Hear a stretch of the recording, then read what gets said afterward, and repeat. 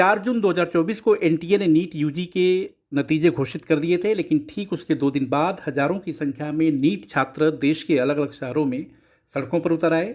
आरोप एनटीए पर एकदम साफ था जो कि नतीजे पहले घोषित क्यों हुए। अगर नतीजे घोषित हुए तो 62 छात्रों के नंबर 100% कैसे आ गए।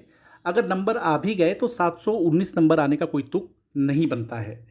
इस मामले को लेकर एनटीए की तरफ से लीपापोती होती रही। शिक्षा मंत्री धर्मेंद्र प्रधान ने पहले कहा कि पेपर लीक हुआ ही नहीं है, लेकिन जिस तरह से बिहार से एक के बाद एक गिरफ्तारी शुरू हुई और उसके बाद सरकार को एक्शन में आना पड़ा और उसका नतीजा ये हुआ कि एनटीए के डीजी को हटा दिया गया है। सीबीआई अब इस मामले की जांच करेगी।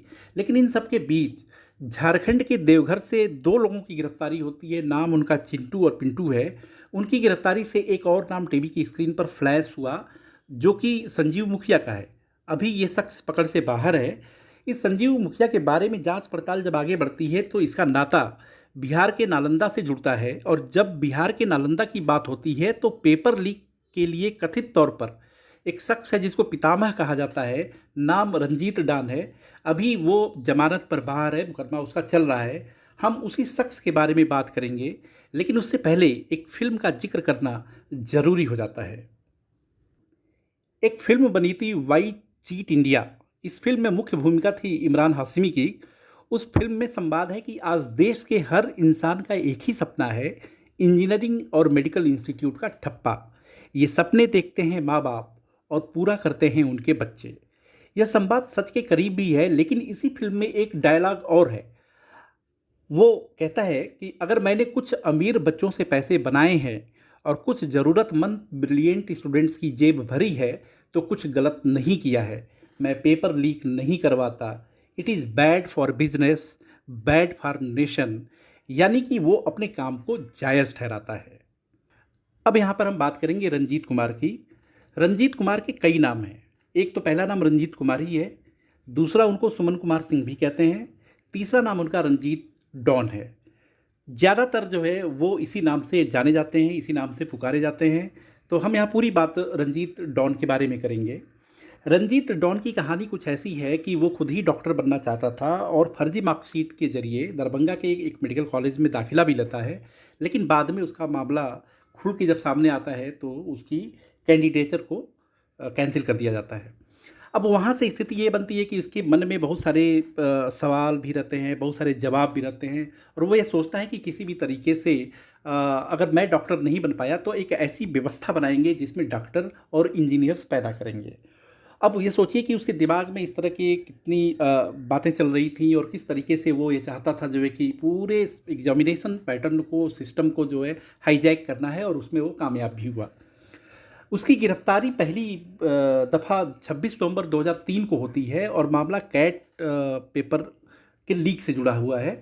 उससे पहले अप्रैल 2003 की बात है, मतलब 4-5 महीने 6 महीने पहले की बात है कि उसे पेपर लीक, मतलब सीबीएसई मेडिकल परीक्षा की पेपर लीक के मामले में उसको मुख्य अभियुक्त बनाया जाता है। 10 दिसंबर 2003 को रंजीत डॉन के ऊपर मुकदमा दर्ज भी होता है और आईपीसी की धारा 409 के तहत प्रिवेंशन ऑफ करप्शन एक्ट में मुकदमा दर्ज होता है, जिसमें अधिकतम सज़ा उसकी 10 साल की है। पूरी अगर आप देखें 2003 से लेकर के और 2024 के बीच में, तो उसकी पूरी कहानी यह है कि फ़िलहाल अभी रंजीत डॉन जो है वो जेल से बाहर है, जमानत पे बाहर है। 2009 में हाई कोर्ट से उसको जमानत मिली थी और जमानत के बाद वो इस समय बाहर सामान्य तरीके से रह रहा है। रंजीत का नाता बिहार के नालंदा से है। नालंदा वो जगह है जिसका अपना एक इतिहास है। शिक्षा के क्षेत्र में नालंदा का इतिहास हम सभी जानते हैं, लेकिन ये व्यक्ति भी चर्चा में आया। लेकिन चर्चा की वजह, जैसा कि मैंने बताया कि चर्चा की वजह यह थी कि वो पेपर लीक की वजह से आया। हालांकि वो अपने आप को पाक साफ बताता है, जैसा कि ये प्रचलन भी है कि जिस किसी के भी ऊपर आरोप लगता है तो वो अपने आप को क्लीन चिट ही देता है, भले ही उसके ऊपर संगीन मामले दर्ज हों।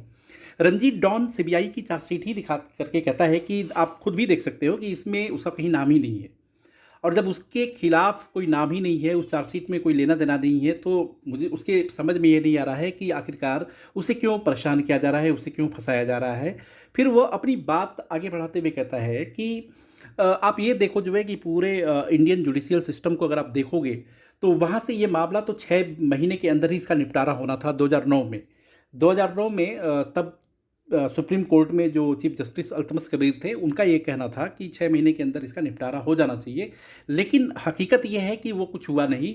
और मैं तो खुद ही चाहता हूँ जो है कि इस मामले की पूरी स्पीडी ट्रायल हो और जल्दी से जल्दी ये पूरा सब मामला खुल के सामने आए और वो कम से कम जो है बेदाग होकर के लोगों के बीच में जाए। लेकिन ये मामला चल रहा है तो उस पर वो कुछ नहीं कह सकता। अपने बारे में जब 2003 के सीबीएसई पेपर लीक पर पूछा गया उससे सवाल, तो उसने कहा जो है कि भाई देखिए, वो परीक्षा मैंने मतलब लीक नहीं कराई थी, उसके पेपर लीक नहीं कराए थे। उसमें आप देखोगे कि उस समय जो मैनेजर थे अजय कुमार सिंह, उनका एक बयान था। उस बयान में उन्होंने कहीं भी मेरे नाम का मतलब रंजीत डॉन का जिक्र नहीं किया है, जबकि वो एक दो और लोग ऐसे हैं कि बगुआ झा और शिवनंदन झा, कि उनके कहने पर ये सारी चीज़ें हुई थी।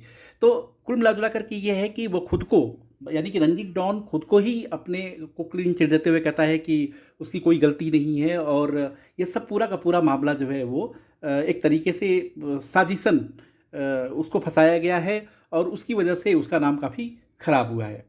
अब रंजीत डॉन का एक पक्ष और है कि ये मगध विकास मंच चलाता है नालंदा से ही, और लोकसभा चुनाव में इसने एनडीए उम्मीदवार के तौर पर इलेक्शन भी लड़ा था। और आश्चर्य आप करेंगे कि 250 वोटों के मामूली अंतर से वो अपना चुनाव हारा।